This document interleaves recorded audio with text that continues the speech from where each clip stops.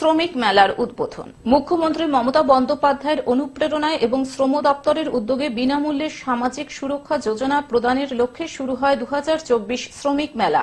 প্রদীপ প্রজ্বলন করে পুরাতন মালদার শাহপুর এলাকায় দুদিন ব্যাপী শ্রমিক মেলার আনুষ্ঠানিক উদ্বোধন করা হয়। উপস্থিত ছিলেন মালদা জেলা পরিষদের সভাধিপতি লিপিকা বর্মন ঘোষ, বিধায়ক সমর মুখার্জি, দপ্তরের আধিকারিক দীপক সরকার সহ অন্যান্য আধিকারিক ও জনপ্রতিনিধিরা। জানা গিয়েছে, শ্রমিক মেলায় বিভিন্ন প্রকল্পের প্রচারে প্রায় 20টি স্টল খোলা হয়। পরিযায়ী শ্রমিকদের ভিন রাজ্যে যাওয়া ঠেকাতে উৎকর্ষ বাংলা প্রকল্পকে কাজে লাগানো হবে দাবি শ্রম দপ্তরের। তাদের দাবি, নতুন কর্মসাথী প্রকল্পে জেলায় প্রায় 3 লক্ষ পরিযায়ী শ্রমিকের নাম নথিভুক্ত করা হয়েছে।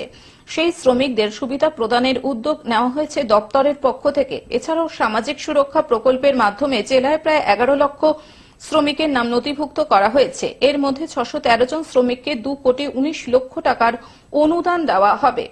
করতে পারবেন এবং তারা যদি বাইরে কোনো সমস্যার সম্মুখীন হন, তাদের ডিটেলসে আপনারা ফোন করলে আপনারা বিভিন্ন ধরনের সহযোগিতা পাবেন এবং এই যে সব অ্যাওয়ারনেসগুলো আরও যেন করা হয়, এই মেলায় যেন ভালোভাবে এই প্রচারটা হয়, এই কামনা করব এবং মেলা যেন সুষ্ঠুভাবে পরিচালিত হয় এবং সকলে নতুন বছরে সুস্থ থাকবেন, ভালো থাকবেন।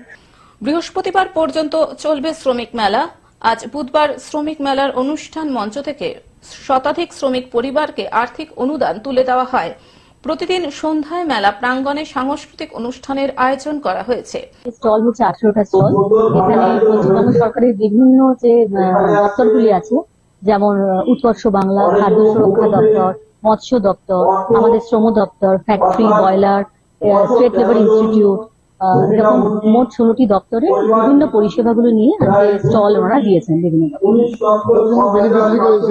আজকে 613 জন বেনিফিশিয়ারিকে মোট 2,19,04,000 টাকা, 4 টাকা একটু বেশি আছে, 2,19,04,000 কিছু পরিমাণ টাকার বেনিফিট দেওয়া হচ্ছে।